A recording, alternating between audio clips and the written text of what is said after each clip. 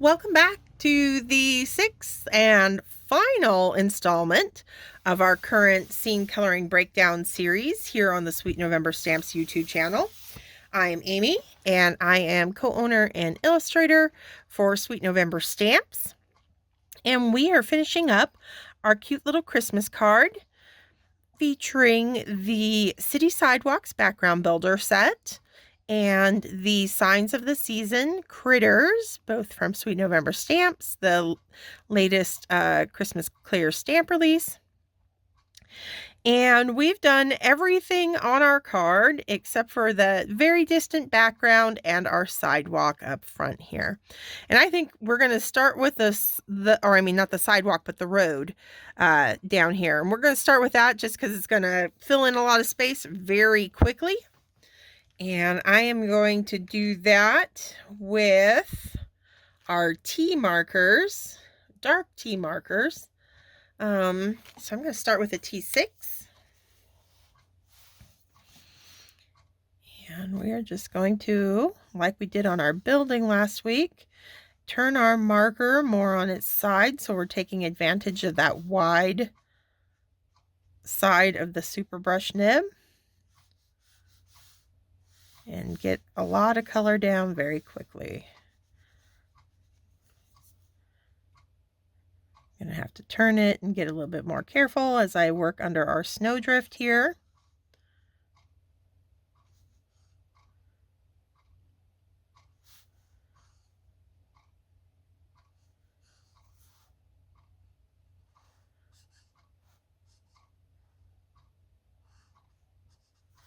And there's a little bit of a gap.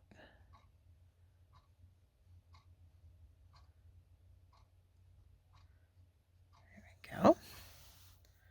All right. Let's do some T8.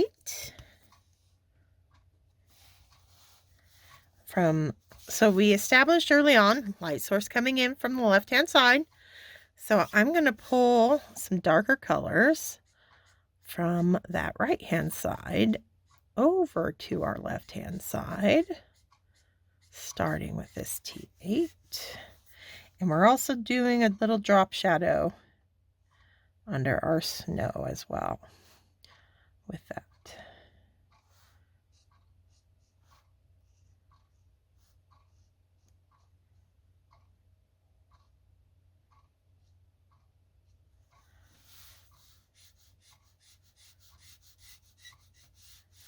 Okay.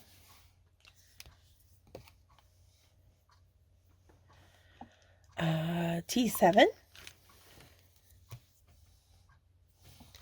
Continue to pull that a little bit further.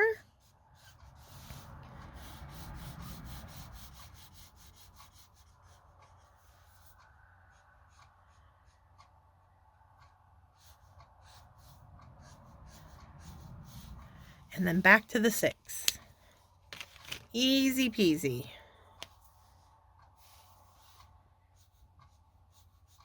Gives us a nice dark road.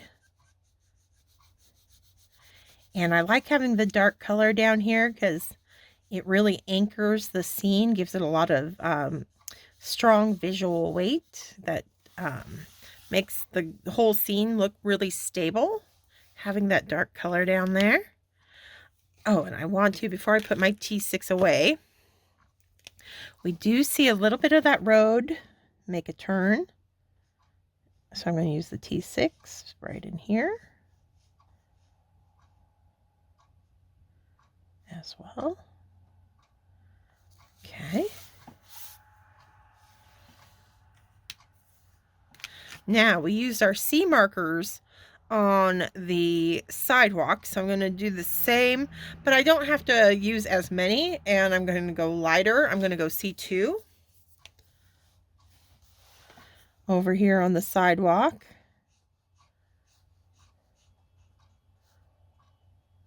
Since it's so much farther in the distance.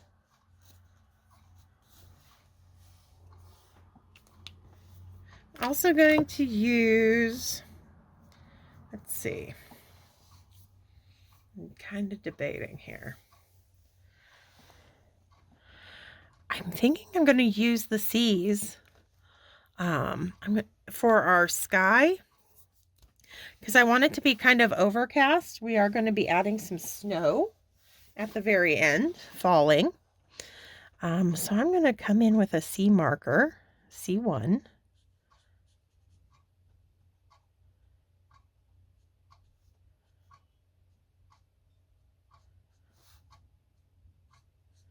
And I'm just going to start getting a base coat down in that sky. There's this kind of plume of smoke coming from the roof of a building that's mostly getting blocked by our moose here. But it's coming out the top of a building that's back there. So I'm going to leave it white for now.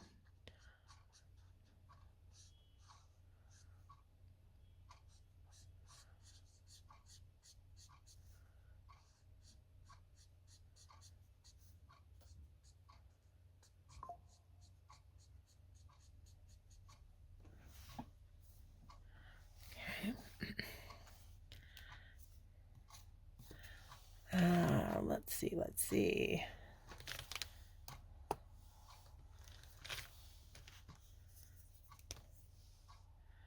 All right. I'm going to kind of start putting in some, like the illusion of some kind of clouds hanging up there. So I'm going to come in with a C3, and we're basically coloring in the bottoms of our little clouds that we want up in the sky.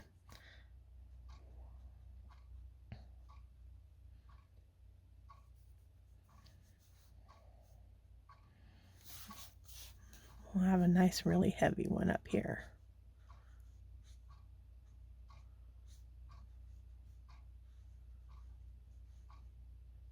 Going all the way across. Okay. And then our C2. Just continue to bring up the kind of puff of each of those clouds.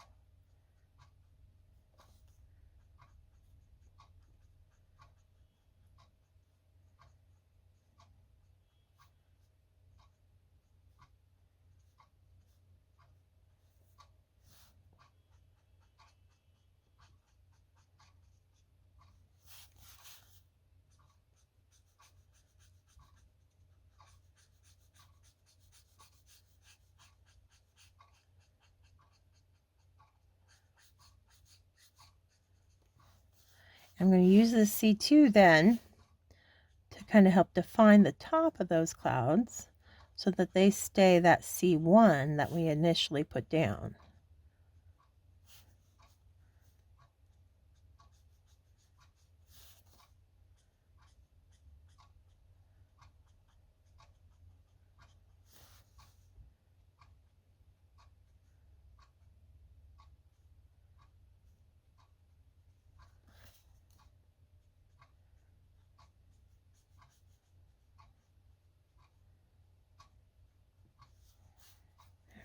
There we go.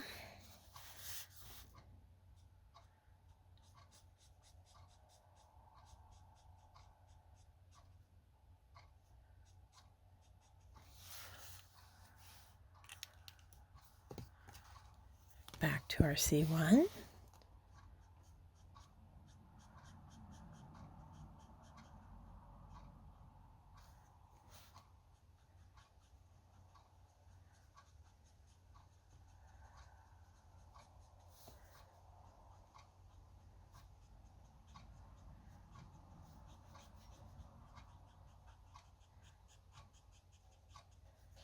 All right, I'm going to also use it. I do want to add a little bit to our little smoke here. And I'm also going to come in on the smoke, not the sky, just the smoke, with a little bit of W0 to give it a little bit of that warm kind of, you know, so it's not matchy-matchy with our cloudy sky. Okay.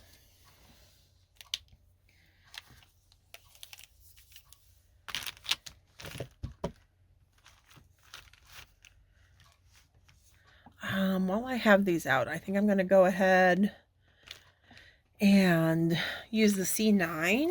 Like I said, it'll probably get cut off, but just in case it doesn't, we have a little bit of a lamp post showing here. So I'm just going to come in with some C9 and hit it up the edge of that card. So it's, if it shows, it's got some black on it for the wrought iron of it. Okay. All right, moving on to our buildings back there.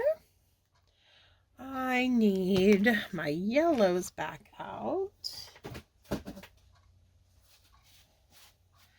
because we want to light up some of those windows.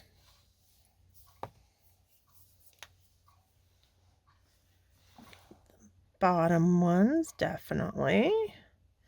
Gonna have that lit up. And then I'm just gonna pick some random windows to add a little bit of light to.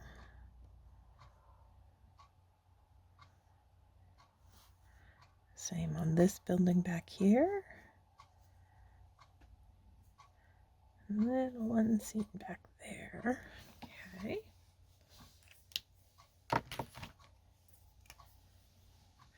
Little hit of Y11 just to deepen a bit, but I'm not going to do the Y21 like we did in this window because we still want these ones to look further away and we're not going to be as distinct. Oh, can't forget our big display window down here. There we go. Okay, for the other windows, I think I'm just going to hit them with a little bit of C3 or maybe C2. Let's go C2.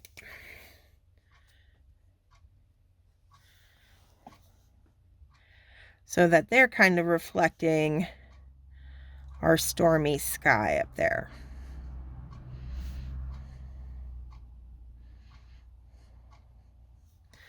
Okay.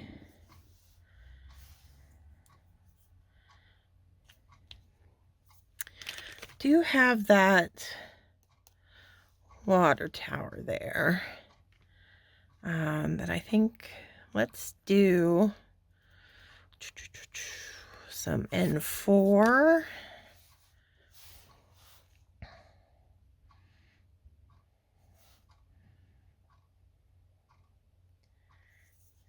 And we want to keep some high shine on it since we want it to look metallic.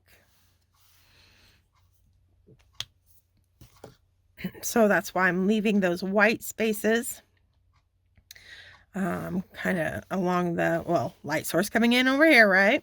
So that one's definitely going to have a nice wide white shine there. But you also want to have a little bit of reflective light whenever you're doing a cylindrical object. So that's why I've left a little narrow stripe of white over here with a second little white. It's just going to help us create that look of it being a curved and rounded object. So that was N4. Let's put in a little bit of N8. Just a tiny line through the center there and under the drop shadow of the little roof.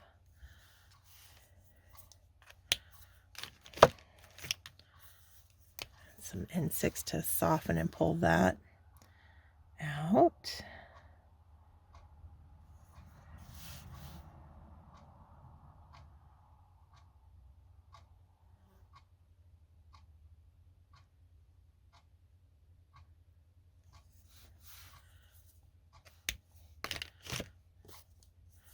To our 4. Narrowing that little shine area a bit, but don't want to lose it completely. Okay.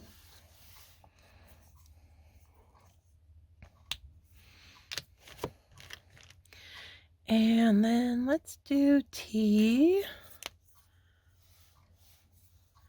on the roof here.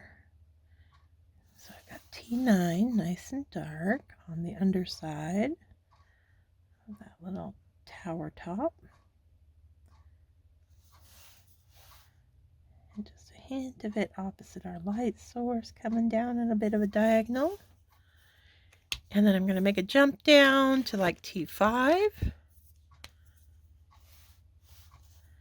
Just to pull that out a bit. Again, leaving white along that outside edge to give us that metallic look.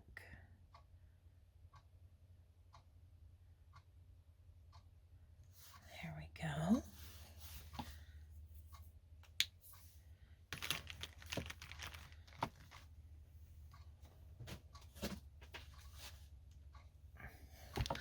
I'm grabbing an E44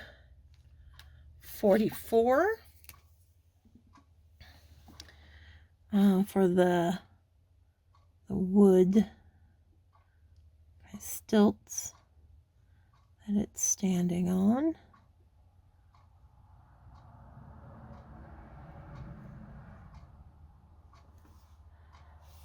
Okay.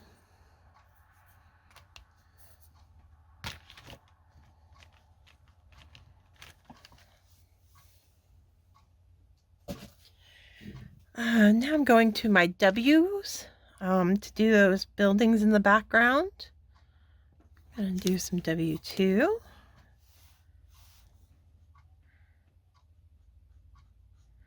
And basically just give it a wash.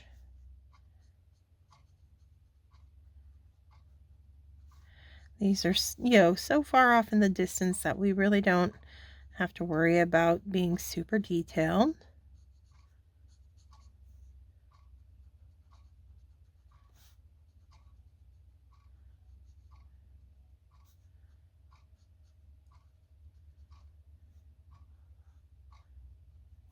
And the same with this building back here across the other side street.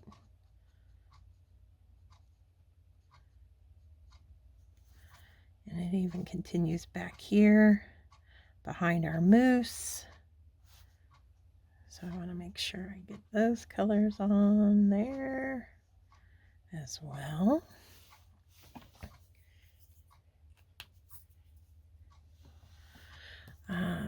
So this one that's furthest back is going to stay that W2. This one we're going to add a little bit more details with like a W4, W3. But that's going to help push this one even further back in the distance so that we've got, really close foreground, then we got midground, and then we got the further background back there, because things get lighter and less distinct the further they move away from you, the viewer. So that's by just keeping that one nice and light back there, it's going to really push it back. And then this one by giving it a little bit of extra dimension, not as much as our guy up front here, but it is going to help pull it a little bit more forward in comparison to that really far building, which is what we want. So I'm just kind of doing a little backwards L shape around our windows so that they have little shadows that they're casting.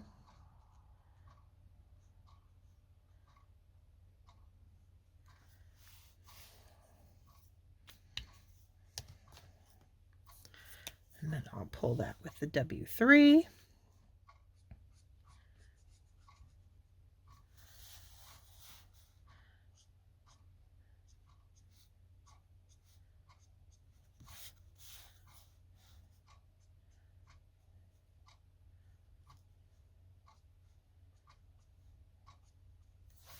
And back to the 2. Again, it's a pretty quick process. We're not, it's the background. It's not the star of the show. As long as you're just getting a little bit of depth of color on there, it's going to read appropriately for the story that we're telling, that this one's a little bit closer than that one. But not as close as this guy. And, you don't have to spend, a lot of time, coloring in this city background at all.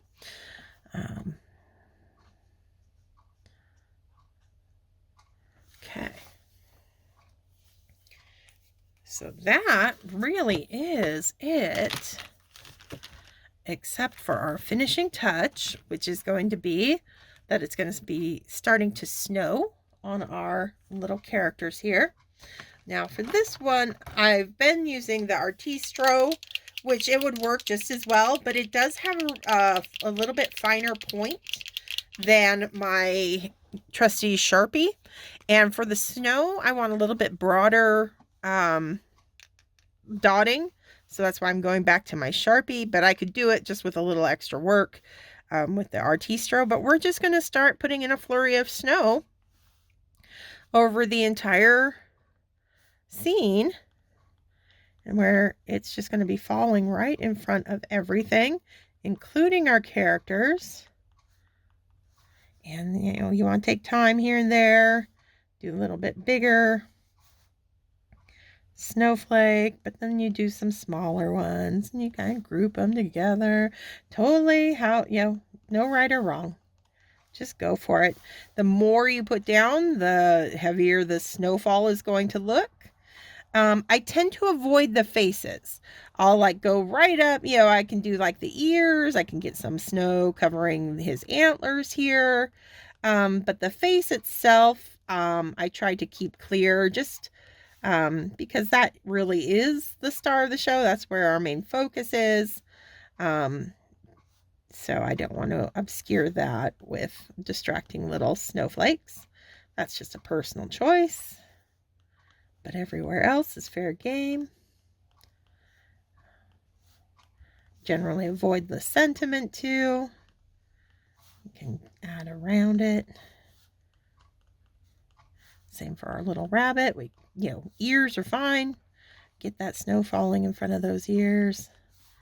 But that little face I want to keep clear.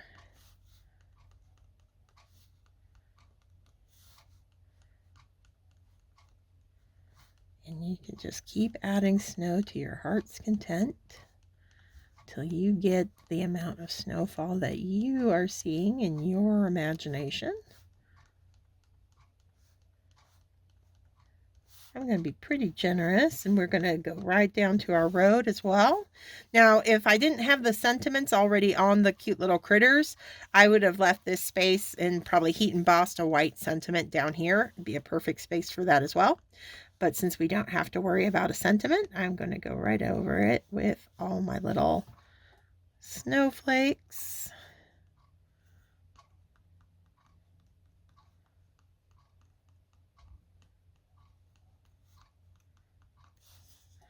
Really make it look like that snow's starting to come down. That's why we have that cloudy gray sky up above them. It's just been waiting all day to add a fresh layer of powdered snow to this little city scene. And it's finally starting to come down.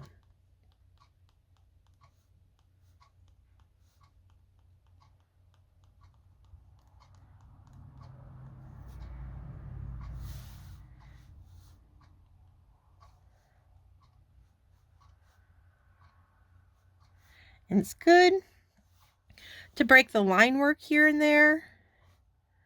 Just makes it, you know, adds that, really pushes them back into the snowstorm a bit more.